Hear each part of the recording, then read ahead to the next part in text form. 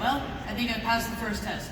Hello, siblings, cousins, sisters, and brothers. My name is JP Hornick, and my pronouns are she, they. It's good to be here together again at convention, whether it's live or virtual. We're in the midst of a great transformation in our union. And what we've heard and discussed over the past few days shows that there is a strong desire for renewal of our power as a union and a recommitment to forging a path together to a brighter, stronger, more united tomorrow. I want to start with a little bit about who I am, where I come from, and how I come to be here standing shoulder to shoulder with all of you. I come from a working class family in Trenton, New Jersey, though I've been proudly Canadian for over 20 years. Mine is an incredibly loving and loud and opinionated family that crosses a wide political spectrum. One of my grandfathers was a printer, and the other was a street sweeper who turned firefighter. That firefighter, my pop, and my grandmother raised their family in the house that he grew up in. It was literally across the street from Trenton State Prison. We used to throw snowballs over the wall. He was really, not cool, but you know, we were kids. He was really old school and gruff, but he also came to all of my games. And every time I did really well, he'd hug me and say, every time you think you're the best, remember there's somebody behind you who's better. And I think he meant that to be motivational and to remind me to always try harder and keep working, but it was a really weird thing to say to an 8-year-old. That said, he also brought my brother and me donuts every Sunday, so we always knew we had something to look forward to. I have, however, spent a fair bit of my life reflecting on his words of wisdom, and it does turn out that he was right. There's always somebody better coming up right behind you. Young workers, emerging leaders, new activists, and we should always be working to be better ourselves. But we also need to remember to turn around to that next emerging leader right behind us and reach out a hand so that we can work and learn together, so that we can use our collective strength to build something better than any of us can individually. And we also need to know that there's always hope, not just that somebody's gonna buy you a donut, but a possibility of building something better, moving to a better future, and knowing that we are not alone in that project, in that journey. Many of us have just come through some of the most difficult times of our working and personal lives. This pandemic has reshaped our work and our lives in ways none of us could have anticipated.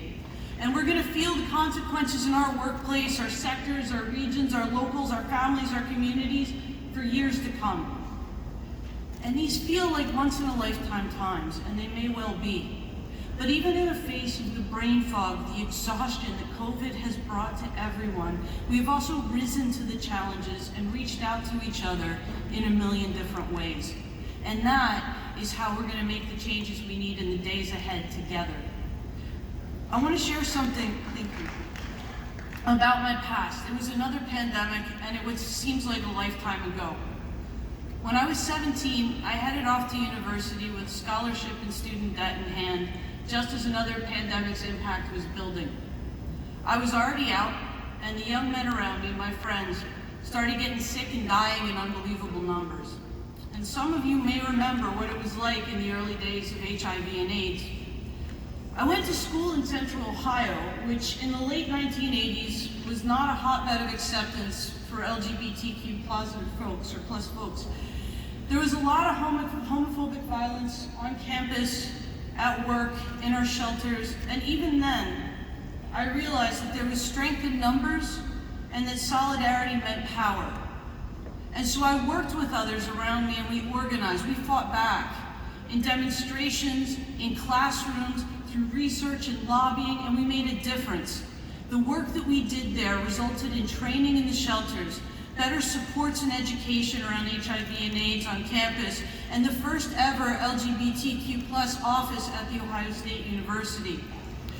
These were important victories, and they would not have been possible without community, solidarity, and organizing. And at every point in my life, when I have run up against a seemingly insurmountable obstacle, I've used the same strategy. Work with others to identify the change you need, then fight together to make that change a reality. Do it in the streets, in the press, in the community, and in the institutional systems, but you do it collectively, because that's the only way with less pressure, less power win. Look at the organizers of the Amazon Labor Union in Staten Island for an example, right? Look at the couriers and mail clerks in our own local 5119 at Life Labs for another one right here. Like that, I'm always looking for hope, and I've always found it in working with others to make our bit of the world just that much better. In the late 90s and early aughts, I was part of a committee that was dedicated to organizing lesbian and trans events in a supportive setting. And in 2000, one of those events was raided by male officers of the Toronto Police Service. I and another organizer faced a slew of charges that were all designed to do one thing: to stop us from organizing together. And it didn't work. We worked within our communities, with our allies, we fought back, and we won.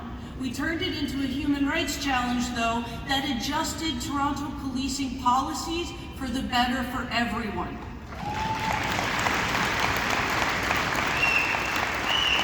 And we did more than that. We established sensitivity training for all of the TPS, the Toronto Police Service members. I helped design and deliver that training to every single officer in the service, from the chief on down.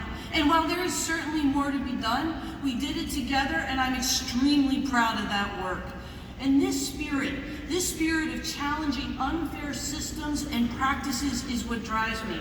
Whether I'm representing my members in grievances, battling or counseling an employer at the bargaining table, leading a 5-week strike of college faculty, or averting one 2 weeks ago, that is what I do.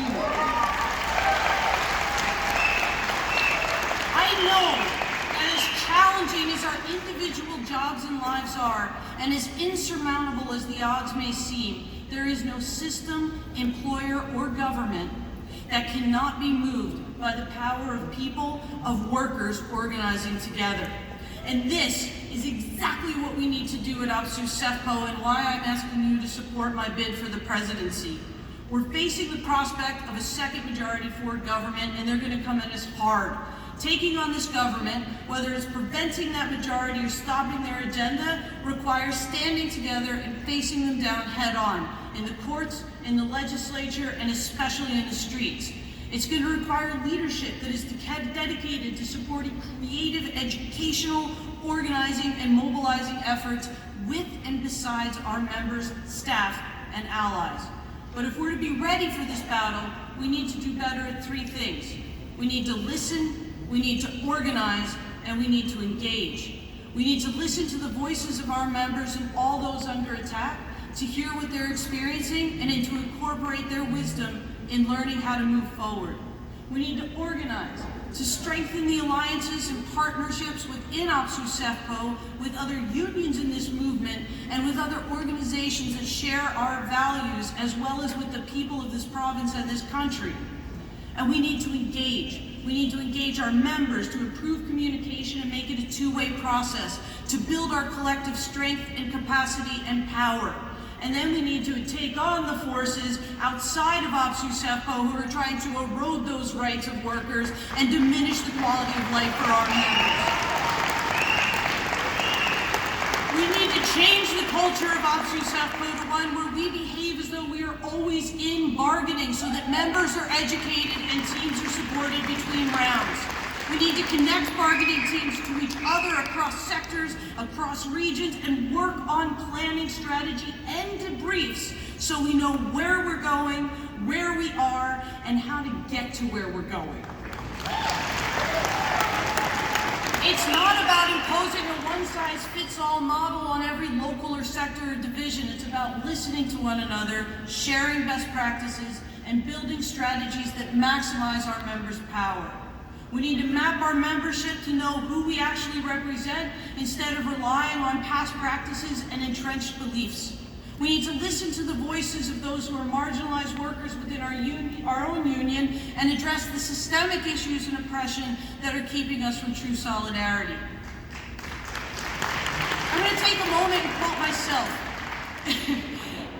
When I was at convention in 2019, my bargaining team won the Leah Castleman Award for embodying the spirit of mobilizing to win. And I said then, as long as we stand together and create a big enough, rowdy enough tent, we will help to win a better future for all workers. And that is the key lesson I've learned in my 20 years as an activist and leader within OPSEU SEFPO. When we stand together, we win. And the bigger and the louder and the more diverse we are, the better our lives and future will be.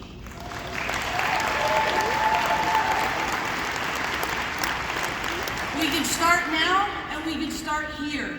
Because this is the story of what I do. A social problem becomes a movement to build social change. And as you build, you shift the institutions because the job isn't finished until more permanent, structural, renewable change is in place.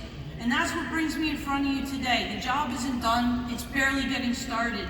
And as a dear friend of mine says, old ways won't open new doors.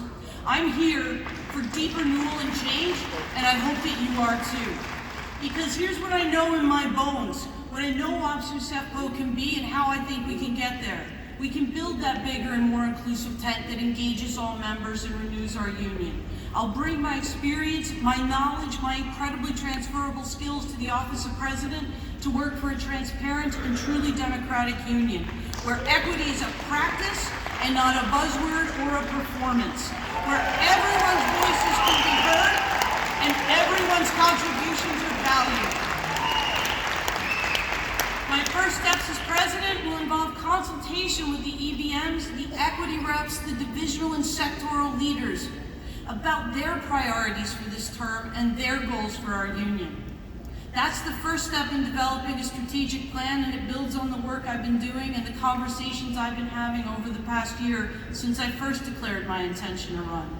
I'll hold briefings with each OPSEU SEFPO department and meet directly with the staff unions to identify outstanding issues and set joint priorities.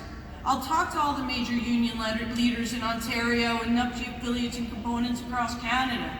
We're seeing massive transformation in the labor movement, and we must be a leader in shaping that shared future. I want to raise our expectations of what this union can do, but also how you can be a part of that deep and lasting change. I've heard loud and clear that stewards and local presidents need more resources and support. I've heard, though, that the executive board members and committee reps need information in a timely way and better resources for supporting our regions. Education, support, and member engagement is the foundation for worker power and a strong, united board. I've served on a lot of nonprofit boards, community and labor organizations, and campaigns, and I know that the power of the labor movement is in working with social justice movements for deep change, because that's when we are at our most powerful, when we're part of those bigger struggles for justice. And when members see themselves supported to take action, when we stand together and fight, we win. I've done it in my lifetime of activism, I've done it in my division, and I can and will do it as president. I'll center equity, democracy, and transparency along with fiscal responsibility. I'll listen first and promote respectful debate as a unifying voice on the board. I will not condone or be complicit in any board or workplace culture that is rooted in toxicity, reprisal, or fear.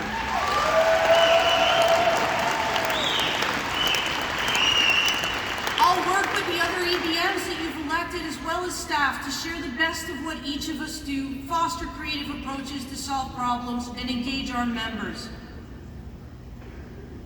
And while I have a breadth of knowledge and transferable skills, I have the humility to know that I don't know everything.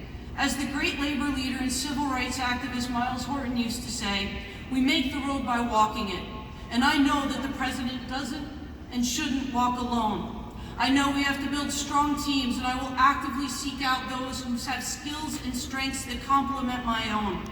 I do have a proven track record. I know how to share and create a vision. I know how to move large groups of people to action together in solidarity across time. And I know we have to draw on that spark and that hope in each of us because we are building a union, and it starts with us. In the words of the organizers of the Amazon Labor Union, the power to connect with the people you work with and care about is the power to change the world. I humbly ask you for your support so we can build that power together.